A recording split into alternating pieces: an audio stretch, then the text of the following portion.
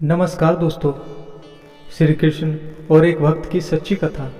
कैसे मूर्ति बोलने लगी, मत मारो मेरे भक्त को। एक समय की बात है, द्वारका से 7 कोस की दूरी पर भक्त रामदास जी का घर था। वह हर एकादशी के दिन रात्रि जागरण के लिए अपने घर से पैदल निकलकर द्वारका धाम में आते थे।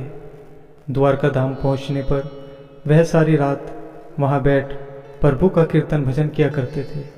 धीरे धीरे जब उनकी वृद्धावस्था बढ़ने लगी, तब भगवान श्री कृष्ण ने उन्हें आदेश देते हुए कहा, हे भक्त रामदास, अब तुम्हारी वृद्धावस्था हो गई है, तुम मेरे पास नहीं आया करो। इतना दूर से चलकर आते हो, कितना कष्ट तुम्हें उठाना पड़ता है। तुम्हारा यह कष्ट मुझसे देखा नहीं जाता। तब भक्त रामदास प्रार्थना कर कहने लगे, हे नाथ, आपका दर्शन किए बिना मुझे भी आराम नहीं मिलता है। मैं तो आपको देखे बिना जी ही नहीं पाता हूँ। आप मुझे कहते हो मैं आपके पास नहीं आऊँ, ऐसा कैसे हो सकता है? मेरा जीवन तो आपके हवाले है। आप मुझे कितना भी मना करो, पर मैं आपका दर्शन करने अवश्य आऊँगा। तब श्री द्वारकाधीश ने भक्त को समझाते हुए कहा, हे भक्त रामदास, आने वाली अगली एकादशी के दिन जब तुम मेरे दर्शन करने आओ तो अपने गांव से एक बैलगाड़ी लेकर आना। कुछ बैलगाड़ी में थोड़ा भूसा भर कर आना, फिर मैं तुम्हारे साथ तुम्हारे गांव में चल कर रहूँगा।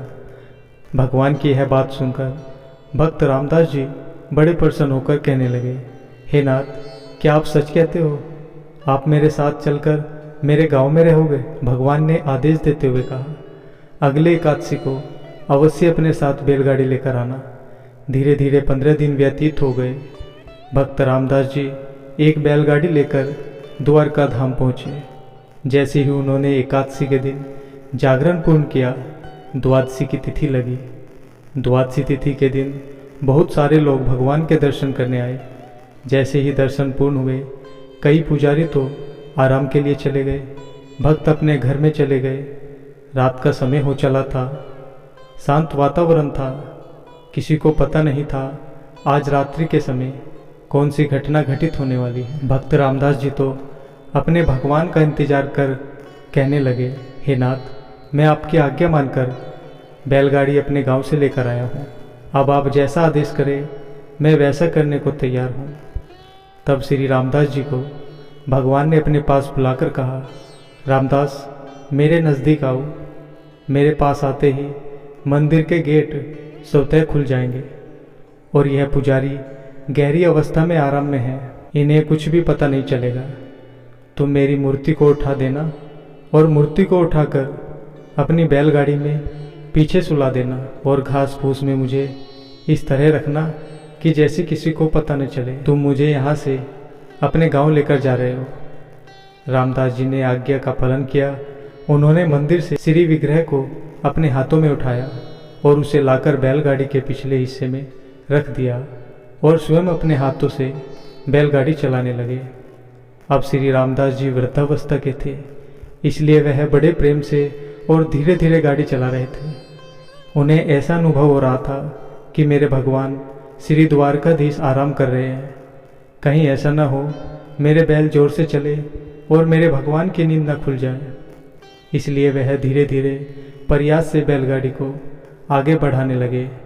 जैसे ही प्रातःकाल के समय मंदिर का गेट खोला गया, गेट खुलते ही सारे पुजारी हैरान हो गए। आज मंदिर का श्री विग्रह मंदिर में था ही नहीं। तब सब विचार करने लगे, रात को मंदिर से किसने श्री विग्रह की चोरी की है। तब सारे द्वारका में बहुत खोजा गया, कौन भगवान की मूर्ति चुरा कर ले गया है। तब किसी ने बताया, एक भक्त रामदास है जो कल रात को बहुत देर तक यहाँ बैठा था। वैसे तो वह हर एकादशी के दिन दर्शन करने आता है, पर पता नहीं कल क्या हुआ, बहुत देर तक बैठा था।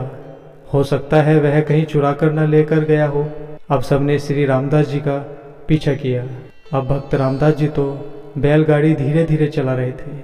उन्हें क्या पता था एक अन्य मुसीबत का सामना उनके साथ होने वाला है।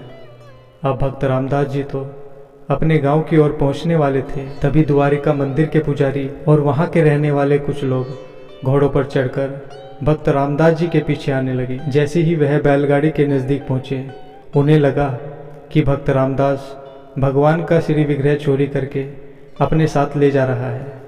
उन्होंने बैलगाड़ी रोककर भक्त रामदास जी को मारने का विचार किया। इतने में भगवान ने एक विचित्र लीला की। उन्होंने भक्त रामदास जी को आदेश देते हुए कहा, भक्त रामदास, मेरी आज्ञा मानो। यह देखो, तुम्हारे पास में ही यह पानी का छोटा सा तालाब है। मुझे इसके अंदर बहा दो। जब यह वापस चले जाए तब तुम मुझे इस पानी से बाहर निकाल देना। भगवान की आज्ञा मानकर भक्त रामदास जी ने भगवान के श्री विग्रह को पानी के तालाब में डाल दिया। अब जैसे ही पंडित और अन्य लोग भक्त रामदास के पास आए, उससे पूछने लगे, कल तुमने मंदिर का श्री विग्रह चोरी किया है, जल्दी से बताओ वह कहाँ है। भक्त रामदास जी कुछ बोल पाते उससे पहले ही उन दुष्टों ने भक्त रामदास पर प्रहार करना प्रारंभ कर दिया। कोई पीठ पर वार करे, कोई पैरों पर वार करे, कोई मस्तक पर वार करे, कोई हाथों पर वार करे, पर भक्तराज भगवान की आज्ञा से बिल्कुल शांत बने रहे। वह कुछ बोल ना सके, चुपचाप सारे दुखों को सहन करते रहे। पर कहते हैं भगवान से भक्त का दुख देखा नहीं जाता है। भगवान को क्रोध आ गया। कहते हैं पास में जो पानी का तालाब था, वह तालाब का पानी जो पहले स्वच्छ और निर्मल था, भक्त रामदास जी के मार खाते ही वह सारा पानी का तालाब अब खून के तालाब के समान दिखाई देने लगा। धीरे धीरे लोग देखकर हैरान हो गए, उसका सारा पानी लाल कैसे हो गया है। भक्त रामदास जी को मारने वाले सभी थोड़ा भयभीत होकर पीछे हट गए। वह भक्त रामदास जी से पूछने लगे, यह तालाब के अंदर कौन है? किसका खून तालाब से इस प्रकार बाहर निकलता आ रहा है? तब अंदर से आकाशवाणी हुई, हे दुष्टों, मेरे भक्त को जो तुमने चोटें पहुंचाई है, वह सारी चोटें मैंने अपने ऊपर ग्रहण की है। इस प्रकार कहकर भक्त रामदास जी को भगवान ने अपने पास बुलाकर कहा, रामदास, मेरे विग्रह को बाहर निकालो। भगवान की आज्ञा मानकर भक्त रामदास जी ने भगवान का श्री विग्रह पानी से बाहर निकाला। जैसे ही विग्रह बाहर निकला, सब पंडित और अन्य लोग देखकर हैरान हो गए। जहाँ जहाँ भक्त रामदास को चोटें लगाई गई थी, वह सारी चोटें भगवान के श्री विग्रह पर दिखाई देने लगी। भगवान ने आकाशवाणी के रूप में कहा, तुमने मेरे भक्त को जहाँ जहाँ चोट पहुँचाई है, देखो सारा दुख मैंने अपने शरीर पर ग्रहण कर लिया है। तुमने मेरे भक्त का अपमान करके महाअपराध किया है, मैं तुम्हें इसका दंड दूंगा। तब भक्त रामदास जी हाथ जोड़कर कहने लगे, हे भगवान, इन्हें क्षमा कर दीजिए। तब भगवान का क्रोध शांत हुआ और क्रोध शांत होने पर वह पुजारी कहने लगे, आप हमारे साथ द्वारका वापस चलिए।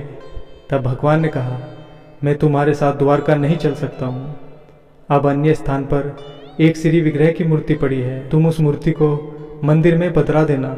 मैं अब भक्त रामदास जी के साथ भक्त रामदास के गांव में ही निवास करूंगा। तब वह पुजारी लालच के वश होकर कहने लगे, आप अगर यहाँ निवास करेंगे तो हमारा खर्च कैसे चलेगा?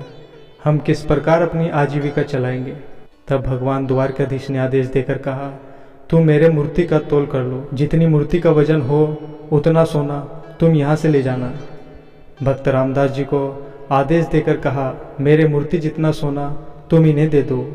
भक्त रामदास जी कहने लगे, हे नाथ, मैं तो गरीब हूँ, मैं इन्हें कहाँ से सोना दे सकता हूँ। तब भगवान ने उन्हें आदेश देकर कहा, तुम अपनी धर्मपत्नी के कानों के कुंडल लेकर आओ। भक्त कहने लगा, हे भगवान, आपकी मूर्ति का वजन तो बहुत अधिक है, कानों के कुंडलों से उसका वजन कैसे तोला जा सकता है? तब भगवान ने कहा, भक्तराज, मेरी आज्ञा मानो। भगवान की आज्ञा मानकर भक्त रामदास जी अपनी धर्मपत्नी के कुंडल लेकर आए। तराजू के एक पासे में भगवान का विग्रह रखा गया और दूसरी तरफ वह कुंडल रखे गए। भगवान की लीला से कुंडलों का वजन अधिक हो गया। अब ब्राह्मणों को कहे अनुसार वह कुंडल ब्राह्मणों को दे दिए गए। ब्राह्मणों को अपने किए पर पश्चाताप होने लगा।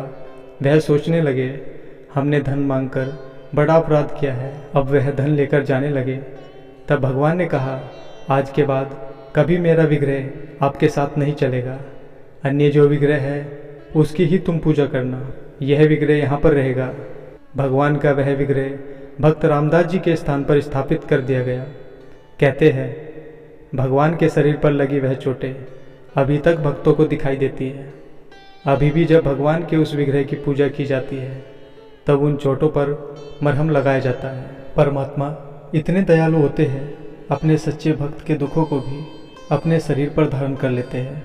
सच्चे भाव से परमात्मा की भक्ति की जाए तो परमात्मा अपने भक्त के हमेशा साथ रहते हैं। धन्यवाद। जय श्री द्वारकाधीश।